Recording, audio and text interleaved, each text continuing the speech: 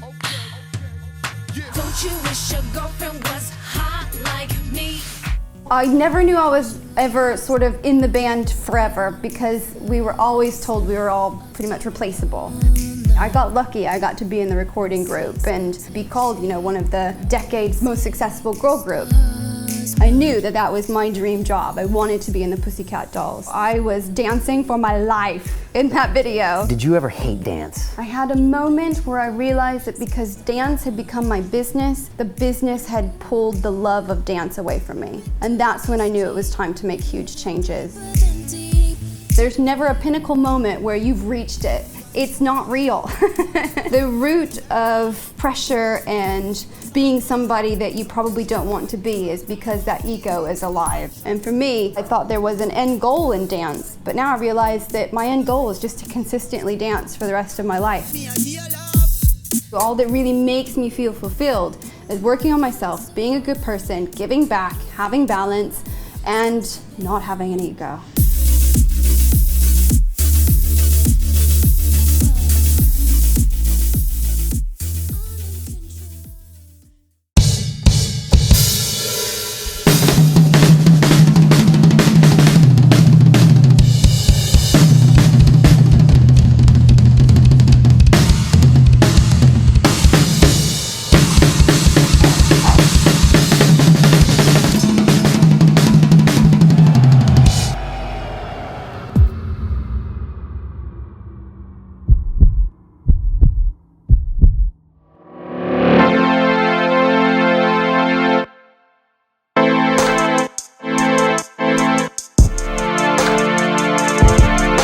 Don't you wish your girlfriend was hot like me? Of course you do. And of course you remember that song. It's in my brain, imprinted. I remember the video because we all knew and loved the Pussycat Dolls.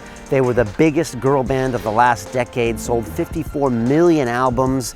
And this week, I am joined by one of those members, Miss Kimberly Wyatt, and she tells a story that most of us don't really know happened, in that this thing was a pressure cooker.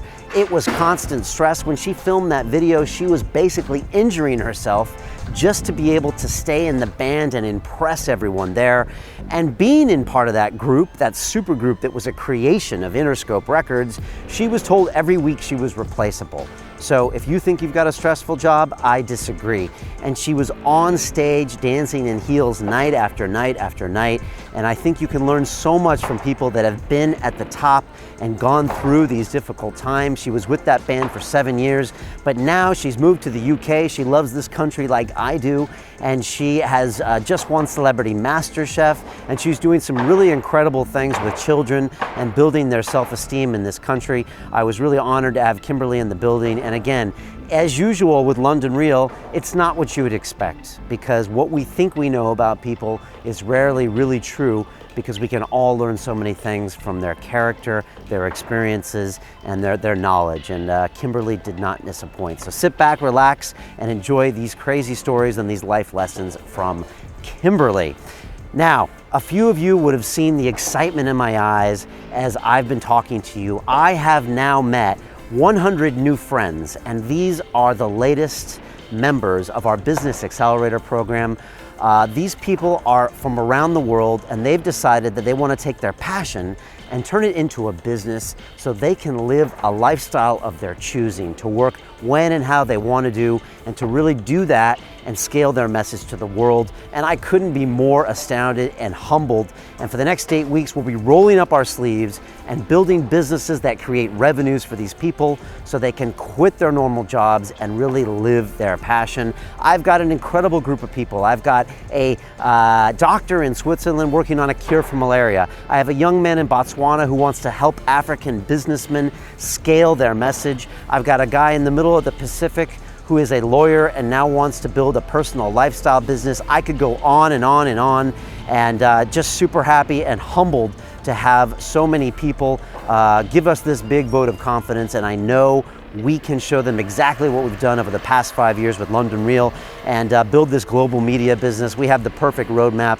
and I am sure they will all be successful. So stay tuned. I will be sharing these messages with you, posting some videos and vlogs about their progress over the next 8 weeks, and it's going to be incredible. So now sit back and enjoy Ms. Kimberly Wyatt.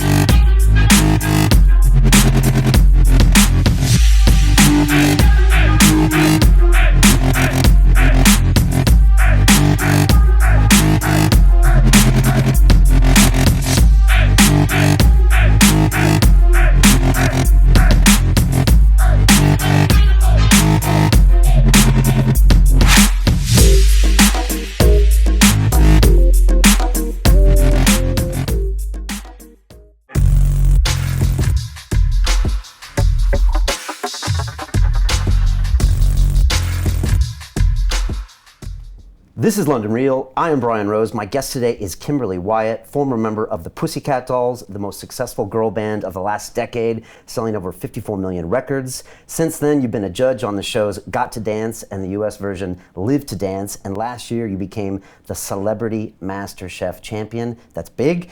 You are an ambassador for the Youth Sport Trust, which promotes health and well-being for young women through dance, and you also have your own initiative called WellFit. Kimberly, welcome to London Real. Thank you very much. Very nice to have you here. I was wondering if you ever wake up and say, what is a girl from Missouri doing here in the UK? Almost every single day, yes. I never imagined finding home and a husband and now having a child all here in Britain. It was beyond my wildest imagination, yeah. Really? Yeah. And when did you first come here? And did you feel something right away? I first came here when I was with the Pussycat Dolls. We came here on tour. And to be honest, I was completely overwhelmed with the city and the people and the buildings. It was all really buzz, buzz, buzz. But I will say, when we went to Manchester and performed concerts there, it was one of my favorite places to play around the world, because the crowds in Manchester were just so loud, so excited. And I always felt like, for me as an individual in the band, I got a lot of love and a lot of support here in the UK. And so I guess that's probably what inspired me coming back tour after tour and performing and getting all this love and fan support. It sort of inspired me to come teach some classes after I left the Pussycat Dolls, which then led to television work, judging, mentoring kids, and doing Got to Dance and Live to Dance, and now taking the next step on CBBC. It's just kind of one thing led to another, all because of the support and my love for dance. Yeah. Wow. Why do you think the British fans are so crazy, or so excitable? And also, they really love the Pussycat Dolls. You guys were bigger here than in the States, or just as equally as big? We're probably bigger around the world than we were in the States. Okay. And the UK was always kind of the launching pad for the Pussycat Dolls. And I don't know exactly what it is, but I just know that they really got the music. They understood the cheekiness of all the songs that we were singing. Yeah. They were so inspired. I think probably the media and radio and everybody really got behind us and gave us a nice big push, probably more so here than in the States. But yeah, it was just undeniable going on stage night after night, and just the amount of signs and flowers and fans and screams and bears and cards. It was just like, wow, people really dig what I do here. They like my look, they're cutting the hair like me, I'm dyeing it blonde, and they're doing my leg tilt. And it was just like, it's pretty cool to be supported in that way. Were they doing the leg tilt in the fans were doing it? Yeah. Like for you? Yeah, okay. Yeah. And That's taking cool. pictures and sending it to me on social media and things, yeah. Okay. And that kind of thing can really help you on those grueling nights, like touring. Can that really make your day? Yeah, because you give an hour and a half of high performance dancing and high stilettos, and it definitely wears on your body, traveling, living on a bus and on airplanes and trains and cars and everything. And then to kind of get ready for another big show, feeling exhausted after performing night after night for years. You just don't know how you're going to get through another show, but as soon as you get out there and the fans are loud and screaming and singing every song and dancing along with you, you're just like, yeah, it's fine, this is going to be a breeze, and you just do it. Nice. And you mentioned the cheekiness. I mean, I rewatched Don't Ya for the first time in like a long time, and I still remember that video very well. But like, it's pretty racy, pretty explicit, the lyrics, and I think the Brits are more okay with that than the Americans, Yes. right? I think because we're close to the continent and we're next to the French, and people are more open about, I don't know, Sexuality, yeah. Whereas in America, it's very repressed. It's really the Puritans that took the boats across that became America, right? Yeah, absolutely. Okay. And it was interesting because the Pussycat Dolls was around for over 10 years before we became a recording group and launched with Don't Ya. And it was a cabaret burlesque inspired dance troupe that started at Johnny Depp's Viper Room. Johnny Depp was the one that spoke to Robin Anton, the creator, was like, what is this show? You've got to give it a name. And then Robin created Pussycat Dolls.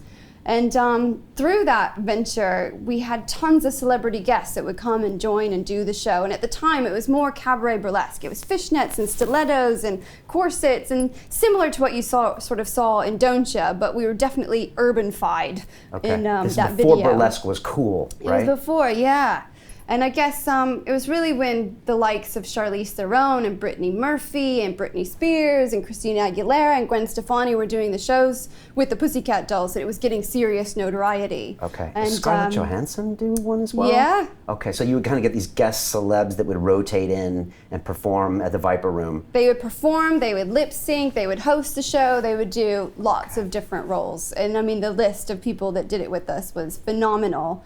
But kind of when Don't Ya became the song that we were going to launch with as a recording group, they wanted to give it more of an urban feel. So I remember all of us girls went into the trailers to get our hair and makeup and everything done, and we were working with the best. Like Orbe was doing the hair, who's just incredible, and the styling was Andrea Lieberman, who does Gwen Stefani, and so we go in to get changed, hair, makeup, and all these girly girls come back out with like braids and really sort of fierce, sort of urban type looks and boots with belts and just kind of craziness. We're all like, who are we?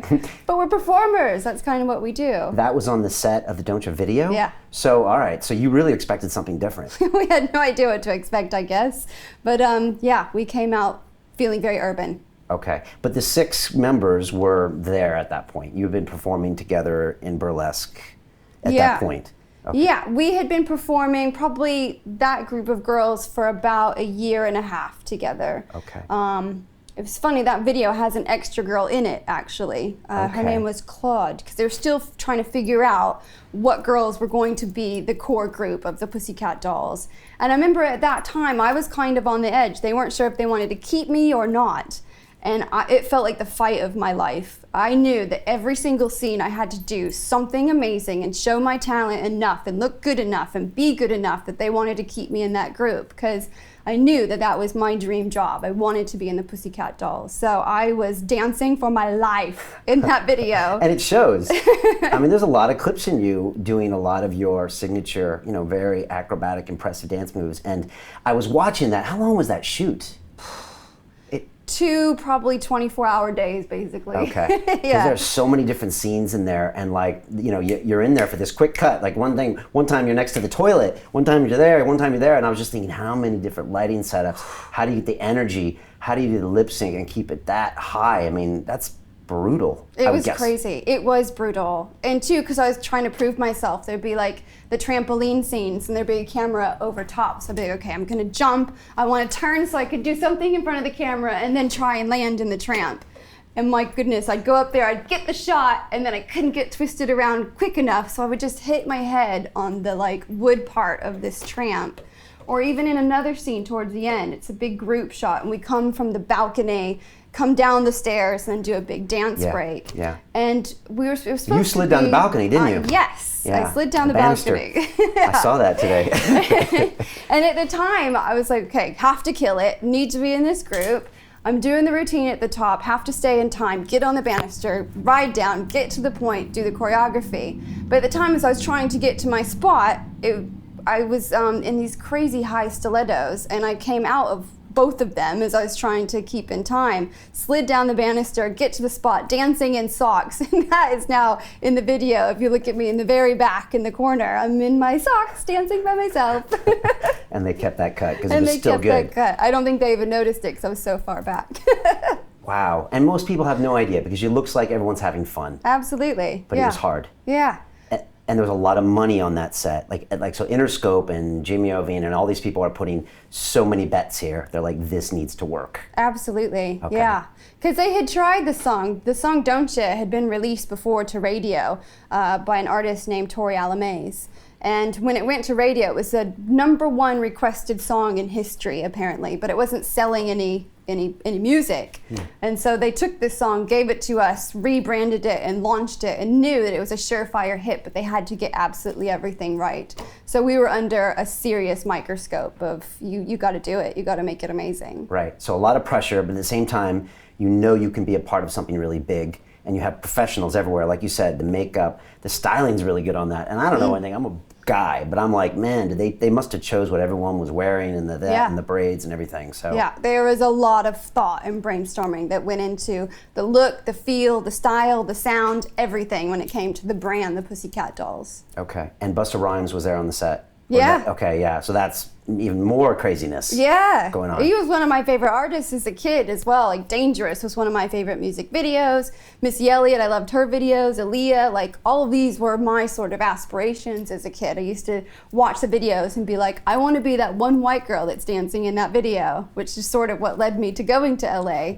So being able to do videos dancing with Busta Rhymes and dancing with Missy Elliott was just a crazy dream come true. Wow. Yeah, he's an interesting guy. Yeah. And he was an Interscope guy as well, which I'm guessing why he got the call to be part of that. Absolutely. Okay. I heard a podcast with him recently, and he was talking about all the things that used to happen at Interscope and with this record and that record, and so then it just clicked to me, and I kind of put it together. So that's pretty fascinating. All right, well, I want to talk more about the Pussycat Dolls, but you said you came to LA to be the white girl that wanted to be in that band. Yeah. So just go back a little bit and tell me, what happened that year before that got you there? Because you were in Missouri. Yeah. You loved to dance when you were young, and you got some scholarships to go to New York, and you could have taken a different path. Absolutely. I graduated early from high school. I flew myself to Las Vegas, did some auditions, ended up getting a job for Royal Caribbean Cruise Lines. So I did that for about 1.5 years, was extremely seasick all the time. It was horrendous. But it's a great option for people that want to perform and make a living and get a lot of experience. Absolutely. It's a great first job for a dancer or singer-dancer because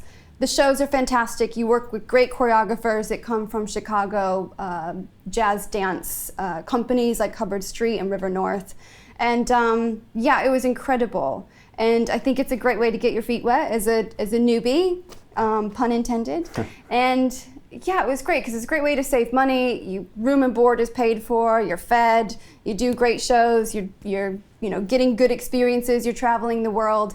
And some people kind of get stuck in that, dancing on cruise ships thing. But I knew I wanted to get in, I wanted to get out and go somewhere else and kind of continue my dream. And working with those choreographers, they really kind of believed in me. They gave me good parts in the shows, and I really thought that I was going to head to Chicago and join one of the jazz dance companies. Okay. But when I got back to Missouri, I gave them a call, and they weren't accepting till the next year. And it was August at this time, and I just couldn't wait that long. So I looked on. Sounds like a theme in your life, not wanting to wait. Yeah. Don't take no for an answer. Okay, and by the way, the New York thing, you were just like, I don't want to go to New York and be in these dance schools. I want to get. Yeah, I loved Broadway Dance Center and Steps and Joffrey and all the scholarships in New York. Our teachers were amazing to help us get these scholarships. Go to New York in the summers, train like crazy, go to see a Broadway show, and just be really inspired to see what's out there for you as a dancer. But I kind of always knew that New York wasn't really my style. It wasn't really where I felt excited. And it was just, I loved the videos. I loved the sort of street dancing and the contemporary dancing I was seeing in videos. I was really inspired by that. I've always loved watching films and television, and I just kind of wanted to see if I could do that kind of work. Okay. Yeah. Missouri, what's Missouri like? Where's your accent? Yeah, I've lost it, haven't I? Yeah. Yeah, really tiny town. So Missouri's right smack in the middle of the states. And I grew up in a really small town called Warrensburg. It's a farm town. My dad was a trucker. My mom was a secretary that sort of worked for him. And yeah, there wasn't a whole lot going on in my tiny town. It was lovely, great place to be a kid, lots of play area, lots of fields, horses and four-wheelers and all that kind of tomgirl stuff or tomboy stuff. But dance was my thing. When I found dance and I started winning competitions and being seen for my talent, I knew that it was a ticket to possible new life. Okay, and did you always want to get the F out of there, or was it just like dance opened up windows to where you saw new possibilities for your life? I would say it started with windows of possibility and then didn't get me the F out of here. Okay, right when you get into those teens, yes. where you're like just kind of angst. Yeah. Okay, all right, so West it was then. You got back to Missouri and you're like, I'm not going to wait for Chicago, dance troupe, got to go to LA. Gotta go to LA. Okay. What's it like rolling up to LA, after being on Missouri and cruise lines and getting there? Oh my gosh. Well, I remember I got a car, GPS system, put the dot on Los Angeles and just drove for an audition that I found online. And when I got there, I went 2 hours early to the audition so I could get front row, next to choreographer, next to the mirrors, so I could catch on to the choreography as quickly as I could. And I'm sitting there stretching, been there all day waiting, and the room starts filling with people. And as a couple of girls come in, they kind of passing their way through everybody. They bump me, stand right in front of me, and I was like, I've been here for 2 hours. And they turn around and they say, "Welcome to Hollywood, honey." I was like, And you're how old at this point? I was 17, 18. Okay. Yeah. So you did the cruise line when you were in high school. Oh, it must have been. So cruise 20. I was 17 when I got the job, started when I was 18, was on for about a year and a half, so I was 19 when I moved to LA. And these girls were veterans, probably 21. Yes, yeah. And they were just like, okay. Yeah. All right, so that is the introduction. Yeah, But you kept... I was like hair back in a ballet bun, leotard tights, really ready to perform. I was very New York. That's kind of everything I had trained for. But West Coast was like fashionistas, ripped shirts, jeans, hair down, lots of makeup. It was a different thing. And it seemed like everybody's abs were out. Okay, so I had a lot to learn. what happened next? You remember the first gig you got, or was it months before you got work, or was it? Yeah, because I had to do telemarketing jobs and dance at bar mitzvahs and corporate gigs and anything I could just to pay the bills while I was continuing to figure out what I needed to look like to get jobs, what I needed to dance like to get jobs. And I was really typecast in the beginning as a contemporary sort of ballet dancer. And those jobs would kind of come here and there. I remember doing, one of my first ones was the opening ceremonies for the Paralympics in Salt Lake City, which was incredible. But finding other contemporary ballet jobs was quite difficult. It was all the videos at that point was street, street, street. So I had to get in class. I had to figure out how to let the hair down, how to find a look, how to be the right person to get those jobs. And it meant sort of letting go of a lot of that contemporary practice I'd had for so long, let go of that core and find my street dancer within. Right, because you didn't do street dancing before. I did hip hop dancing, but it just wasn't quite the same style that they were doing on the West Coast. Okay. Yeah. But you found it, right? Because you have that street feel. Yeah, I think you do. I mean, I trained my little hiney off to find it and worked with tons of people in order to figure out my style with it. And it was being able to keep my contemporary background, my flexibility, and my ability to do that sort of style of dance. And then fusing it with street, all of a sudden I became a force to be reckoned with. And it was like every audition I would go in, I was going to book it. And when a girl would see me walk in, we would kind of get to know each other because it become the same sort of audition circuit. They'd be like, "Oh, we might as well leave because she's going to get the job." So yeah, I really found my way there. I found my thing. Very determined. Very determined, yes. I can tell. Talk to me about dance. I don't think people understand, what dance is to a certain extent. I mean, you're talking about all these things, and we can move on to something else, but you're a dancer deep down to your soul, I think. And I've been learning a little bit about dance recently. The last 6 months, I've been actually break dancing for the first time in my life. Amazing. Before that, it was all tough guy sports. It was martial arts and jiu-jitsu and boxing and all that, or lifting. But with dance, you really are putting your personality on the line. You're trying to express emotions. You're really communicating with your body, which you could argue how we originally were meant to communicate. Yeah. How do you look at dance? Gosh, dance is everything to me. I was a very shy girl growing up. I didn't have a lot of confidence. I had a lot of image anxieties. I tried a lot of different sports, did softball, I tried basketball, I tried brownies, but nothing really made my heart sing. I just didn't feel like I fit in. I always felt like a little bit of a loner. But when I watch the Olympics, I would see the gymnastics and see these gymnasts do amazing things with their bodies. And I'd watch figure skating and just see this beautiful grace that these women were kind of flying around on the ice with. And I was like, that's the sort of thing I want to do. I was so inspired by it. So I went in, I started with gymnastics. I started tumbling and learning cartwheels and handstand forward rolls and things. And they offered other styles of dance. And when I found dance, this way to communicate and pick a song that really spoke to me and be able to bring that emotion out through movement, I figured that I'd found something quite special. And being able to kind of get on a stage and put your soul on the line through movement and show just what you're feeling and what you're going through and what you want to express through movement, I found something that really spoke to me. Because I'm not always the best at articulating the way I feel through speaking, but through movement and through my body, I can. And with that came the confidence. Because if I looked at myself in the mirror, I was like, oh, I don't want to see that. But if I could go in the dance studio and do turns and jumps and leaps and flexy things and choreography, I liked what I saw in the mirror. I liked myself. And that started giving me a new confidence, really. And for me, dance it's the way that I am able to love life. It's the way that I'm able to enjoy what I do. I connect with people in that way. It's taken me to amazing places. It's given me a reason to dream. It's given me the ability to believe in myself. And ultimately, it's helped me kind of rise to the top of the dance world. You're building a dance studio in your new house out in the countryside. Yes. So that tells me that you really find this to be an integral core part of you as a human. Yeah. I think I had to almost move away from it, try other things to realize that no, dance is actually who I am. I was watching a TED Talk not too long ago, and they were talking about this woman who, her mom thought she was just insane. She wasn't doing very good at school. She was always kind of by herself, sort of dancing in the room, and they sent her to a psychiatrist, was like, can you please figure out what is wrong with my daughter? And the psychiatrist comes out and says, there's nothing wrong with her, she's just a dancer. Dancers speak in a different way than I think other people. Like I said, I can't really articulate things all the time, but gosh, I can pour my heart and soul into dance. Yeah, I think I saw that TED Talk.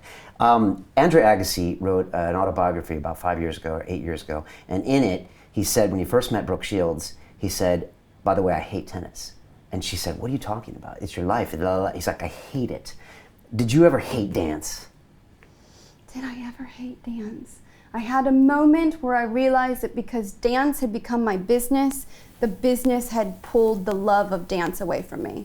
And that's when I knew it was time to make huge changes. And that was the pivotal moment when I realized that there is a huge sort of question out there of what happiness means that I needed to discover for myself.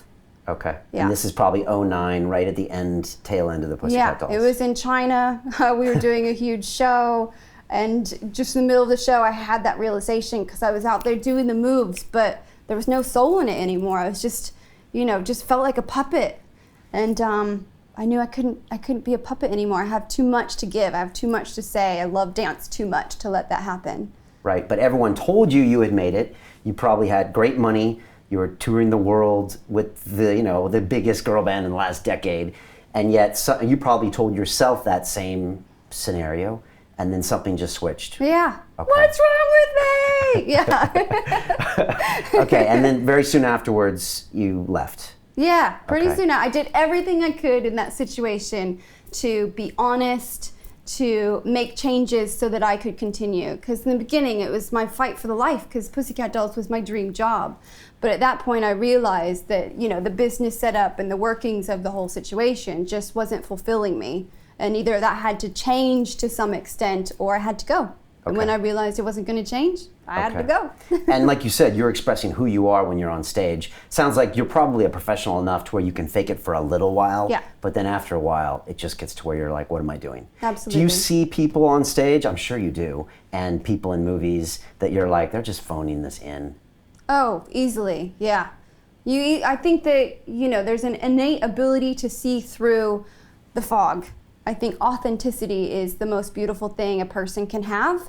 And I think you have to take on a lot of opportunities and try new things to figure out where you feel the most authentic.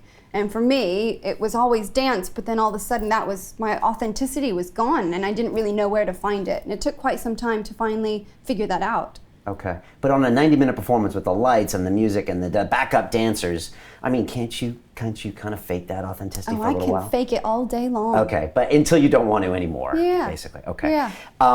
Just to finish off with dance, you work with some of the best ever in LA. You were one of the best ever, are one of the best ever. What does it take to make a great dancer? Whew, determination. As a professional dancer, every dancer I've mentored or come across has asked for my best piece of advice, and I say, don't do it unless you can't live without it. Because the rejection is imminent, it's always going to happen, it's going to be a consistent in your life. Dance is at the very bottom of the totem pole when it comes to the entertainment industry. You're going to put your body through it for hours upon hours and have days where it's going to be hard to go upstairs because your muscles are so sore. And you know, it's an endurance test. Can you get through it? Can you face the rejection? Can you push yourself consistently? Can you always learn new styles, work with new people, adapt to new situations, and survive and be fulfilled? I mean, that's a very, that's a personal thing. And I think that to be a dancer means to be a dancer that really wants to dance for the rest of their life and be professional and work at it and be a working dancer means coming to the realization of all of that and still wanting to continue. Why is it at the bottom of the totem pole? It's a good question. Back in the golden ages of film, you have your Fred Astaire, Gene Kelly, Ginger Rogers, Debbie Reynolds, so many amazing dancers, and it was acting, and it was the triple threat that really kind of made it. But throughout the ages, I think people have found it difficult to make money off of dance. And for a lot of huge sort of film sets or music videos or anything where dance might get an opportunity, as soon as that budget is cut, the first thing to go is dance because it's quite expensive. To dance, you have to have music, which means licensing. You have to have choreography, which means time to come up with the choreography. Then you need rehearsals to learn that dance, to perfect that dance, and you need styling and makeup and hair. It's a big old thing to invest in, and a lot of suits out there aren't willing to make that investment. Although videos, it's a crucial, important component of great videos. Yes, huge. Right. I mean, that was when we won a VMA Moon Man for Best Dancing in a Video and Best Dance Video. I actually got to get the mic and say my thank you. And I did everything I could to stand for dance in that moment. It was just like, to all you dancers that never get the support or the finger pointed at you for the great work that you do, this is for you, for making music look amazing. Because it's true, like dance doesn't really get its moment. Yeah, it doesn't. And like you put like a Beyonce video and all these great stars, I mean, there's a dance component in there, it's happening in the background, but we forget about it sometimes. Yeah. You must have seen very talented women that didn't have the drive. You must have seen better dancers than you come by, and yet they couldn't hack it. Absolutely. Work ethic is probably 90% of being a successful dancer, or entertainer, really. I have a serious work ethic. Not many people can match my work ethic. Like, I have dancers that I work with, and when I'm serious about putting a performance together, there's no marking. It's full out the entire time. It's 8 hours of serious dancing. I think work ethic is everything in being a professional. What's marking? Marking means walking through the moves instead of doing it full out. Go full on. Yes. Okay, so when you're doing that, you're in the mirror, you're 8 hours, you're going full on emotion. If it's a performance in heels, I'm 8 hours in heels, making sure it feels right in your feet and in your heels and in your shoes, and I don't want any guesses when you get on stage. You got to know exactly what's coming. What happens when your feet hurt? You ignore it. When women complain about walking around in heels, do you always kind of go, try dancing in them? Yeah. Okay. I wear heels a lot less than I used to. I think 7 years of Pussycat Dolls stilettos was enough to put me off of stilettos a bit, although I've got them on today. So. Yeah, and I appreciate it. All right, I'm going to rewind back to that video. So you did that shoot. You got through it 3 days, or 2 days, 24-hour cycles. Yeah, it was crazy. Tons of ideas, production, going through that. It was a beautiful piece of work. But you must have been happy with what you did, although you never know until they cut it, right? So you're like, they might cut me out of it entirely. Yeah. Even though you're jumping on the trampoline, and you did get that shot, by the way. I mean, I bam, you were there. Yes. You're one of the first cuts in the first part of the video in that blue room. Like, so they were choosing you. And I agree, I saw it today, and some of the girls are blending together, and you're not. You're there. Yeah. So did you know you had it at the end of that? Or talk to me about those next few weeks, few months. No, I didn't know I had it. Okay. When we first sat down for that record deal, there was over 12 girls in the group, and the cuts were happening every day, basically. And the stress of it was giving me serious acne, cystic acne. It was horrific, so my confidence was extremely low. And going into that video, I had no idea what was going to happen, but I wanted to show just how much of an asset I could be to the group. And from that day forward, I mean, as soon as I met Robin, I started getting involved in choreography. I was helping the choreographer Mikey Minden. I was assisting him. I was staying after rehearsals 4+ hours to help other girls learn the choreography, help them perfect it, help them feel good. I was helping with costumes. I was helping go source the costumes, helping create the costumes, helping sew the costumes, helping put the Pussycat Dolls lounge together in Caesar's Palace. Like, I would do anything and everything to show that I was a team player and I wanted to make this a success and would be involved in any way I possibly could. And management sees that. And management does see that, yeah. Right. And I think that Robin sort of definitely started to see that, and it was always quite difficult because, you know, it was a 50-50 partnership. We were the first 360 deal done in the music industry, meaning, you know, previous to that, all deals were the label and the artist splits funds from the record, but the artist would keep money from touring and merchandise and everything else, so they could really rake it in. Yeah. We were sort of the guinea pigs of a 360 deal. So now it's always, when you sign with a label, pretty much it's a share. So it's, you know, they have a hand in everything that you do. You share your merchandise, you share your touring, you share everything with this sort of label. Which maybe means someone like you is an asset to them because they know you can do everything and keep the whole thing together and help everywhere. Yeah. Is that a correct assumption? That's what I would like to think in my head. That's why I was doing it. Were the girls thinking, okay, this is not fair, it's a 360 deal, back in the day we would have got this, we would have got that. I mean, that must be hard when you have 6 members. Yeah, it was extremely difficult. But we all knew that we were in it for a time. It was always meant to be a springboard or a stepping stone to what comes next. Pussycat Dolls was always set up as a brand. It was always a show. And there was probably over 50 girls that were in that show previous to me. I got lucky. I got to be in the recording group and, you know, go on tour and carry on that success and be called, you know, one of the decade's most successful girl groups. It's incredible and fantastic. But Pussycat Dolls was never meant to be for us as individuals a forever gig. Okay. Yeah. All right. No, and that's good. So it's not like promises were made that weren't fulfilled. It was like you said, it was a brand before. Yeah. You knew you were going in, 360 deal. It's Robin. Is it Robin and Jimmy that are making these calls? Robin and Jimmy. Okay. I'm sure you have some fascinating stories. Oh, I love both of them very much. It's just, I was watching this whole thing and I mean, I'm doing my research and reading through all the, you know, Wikipedia stuff, and I'm just like, what a strange beast it must be to be in Los Angeles in the center of this music industry, in the center of a huge brand with egos and funds and tours and money and celebrity. And it must be, I mean, you could write a crazy book, or you could probably make a movie that's stranger than fiction. I definitely could, yeah. I mean, LA in itself is a whirlwind of people wanting to be something that they're not yet. It's kind of it's a crazy place to live, but for an entertainer, it's where you go to get that gig, to do what you love. And, you know, it doesn't come without serious work ethic, it doesn't come without serious practice and really taking on opportunities and going for it. But ultimately, you know, the entertainment business can chew you up and spit you out if you don't have hard skin. And you do have to be hardened to it. There are egos everywhere. There's tons of chefs in the kitchen. Everybody is sort of money-oriented.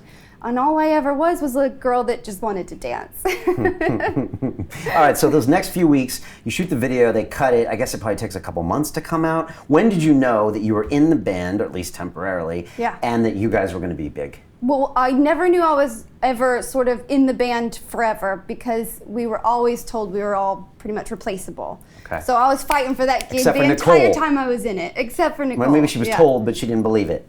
No, I think Nicole knew. It was kind of, she was solid. She was all right. Okay. She was safe. The rest of us, not so much. Implied you were replaceable or told? Told. Okay, all right. Yeah. Just consistently. To keep you on your game. Yeah, Is keep that, you on is your that game. a positive environment to work in? Oh, it's not a very positive environment to work in. Okay, but it's just part of the deal. It is. It's part of the deal. That's what you're signing up for. Yeah. Okay. And they wanted it to be a brand that would consistently make money. So, you know, doing those hours upon hours of dancing and videos and getting the bruises for them and giving it your all, you know, you get the edit back and maybe you're in it for 5-10 seconds because ultimately they wanted it to keep going. And the more they put the focus on Nicole, the more replaceable they could make us. And they felt that then they could just take the brand forever and ever and ever and just keep rolling them out.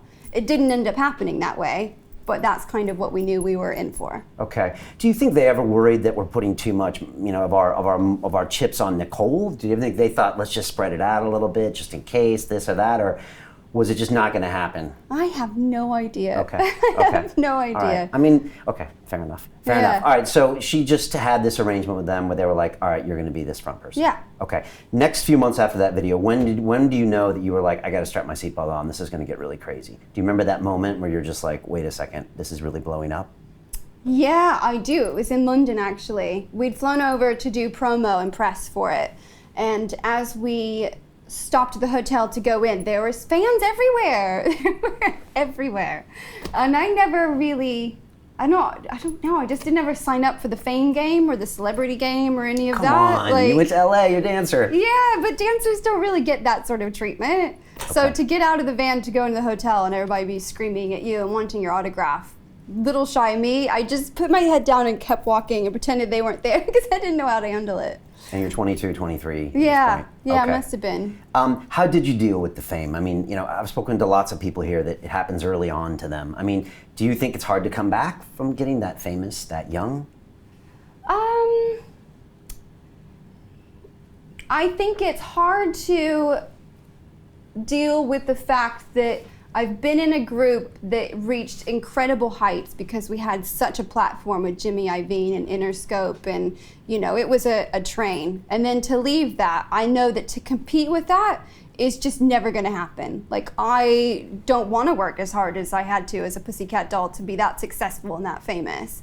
But I think that, you know, on that journey to figuring out happiness, I realized that balance is everything. I don't want to be Beyonce. I don't want everybody to know me and chase me down the street and whatnot. I just want to dance. I want to make a difference. By doing television, I realized that working with kids and mentoring them, I could really make a difference in their lives, and I love doing that work, and I love teaching, and wellness has become such a huge part of my life, and having a good balance between all of that has always been something that I started to really believe in. And then that's when my love for dance really started to ignite again. So I guess in a way, I knew that I didn't want that whole fame thing. I get to tap into it here, there, and everywhere. You know, I get to win Celebrity MasterChef and I get to do TV shows and whatnot. But primarily my work is more about focusing on what matters for me. Okay. Not chasing the numbers on Instagram, not chasing the numbers on Twitter, not chasing all of that stuff. If it comes, it comes, but my work is my dance. It's my kids, it's making a difference, it's being a mom, it's being a wife, and hopefully making that 50-50 balance between career and having a life. That's what makes me happy. It makes me feel fulfilled. I guess once you've hit the numbers of Pussycat Dolls, it's like you don't need to, you know, go back there. Yeah. You know, people looking for Instagram followers probably have never been there before. Yeah. You know, you've seen it. You were 7 years there, right? 6, 7 years. Yeah, about 7 years. Things you remember, highs and lows of those 7 years, you know, from 03, 04, 05, 6, 7, 8. Like, what are some of the things you remember? I'm sure you remember different things now as you get older. I'm sure you have a different perspective on the whole thing, too. I definitely do. You know, time heals a lot of things, and even though it was a very difficult situation, the positive memories definitely outweigh the negative ones. And I guess ultimately the things that I dote upon are the times when, you know, all of us girls were so goofy with each other. We would make each other laugh all the time. We're in this little bubble of, you know, being here, there, and everywhere, and living on a tour bus, and going on stage, and being each other's shoulders to cry on and whatnot. I miss those moments. I love those girls. Every single one of them is beautiful and extremely talented and an incredible force to share a stage with. Being able to get the Moon Men for Best Dancing in a Video and Best Dance Video, I mean, that's a dance dream come true. Very proud of that. Awesome. And that was for Don't Ya? That was for Don't Ya and When I Grow Up, I believe. No, it was Buttons and When I Grow Up. Okay. Yeah. Okay. So those are the big kind of highlights. Those are the big ones. Then of course, like, you know, performing at the O2 and having the entire arena singing Stick With You and knowing every single lyric, every single word was just amazing. Okay, that's big. It's huge, yeah. And you know, when you look at it, I mean, this is a whole thing that was kind of constructed as a brand and run by this company and this choreographer. It's kind of amazing to me that it even lasted that long. I know. Because like also with a weird power dynamic with kind of Nicole as kind of the front person and the rest of you being told you might go at any point. Yeah. That seems like a 2-year scenario, you know, Yeah. before everybody goes. How did it stay together for so long? Because we loved it. Because Okay. we loved it. Okay. And we made it fun amongst the hard times. We really pulled together, each one of us, and wanted to be there and wanted to dance. And I guess probably a little part of us hoped that the situation might get better and it could consistently continue.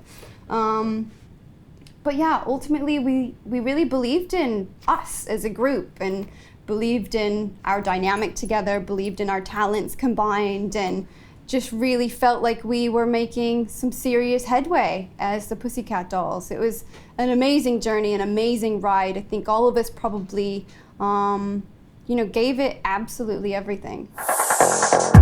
Continue watching this fascinating conversation for free by clicking on the link below to visit our website, and I'll see you on the inside. Doing yoga and meditation and learning about chakras and energy, I subscribe to those types of things. I really do believe in energies and the ability to change energies and Reiki and healing. I'm quite into that sort of thing. So by having that awareness and using that awareness when I'm dancing, when I'm doing yoga, when I'm doing anything really, I just think it helps me have a bigger connection to what I'm trying to get out of whatever it is that I'm doing.